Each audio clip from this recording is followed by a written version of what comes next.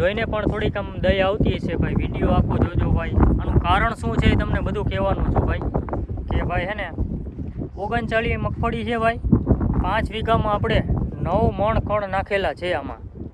આ દેખાય ને દ્રશ્ય તમારી સામે જુઓ.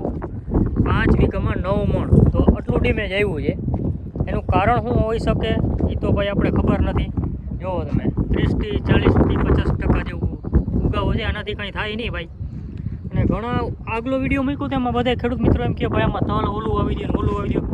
ભાઈ વાવું બધું છે, વરસાદ થવો જોઈએ ને. એક તો માંડવી બધી સુકાય છે જુઓ તમે. વરસાદ નથી અને ખેડૂતને બધી બાજુથી માર છે ભાઈ.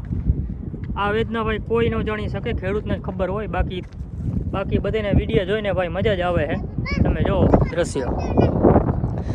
હું છે બેટા વરસાદ થાય જોજો. આ છોકરાય ના પડે છે જુઓ.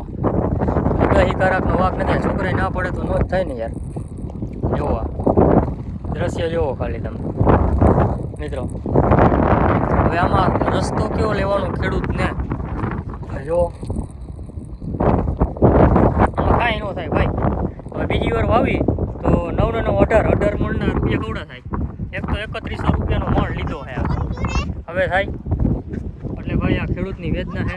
વિડીયોને દબાવીને શેર કરો ભાઈ, એટલે બધાને ખબર પડે કે બિયારણ લેવામાં છેતરાશો નહીં કોઈ દર વખતે.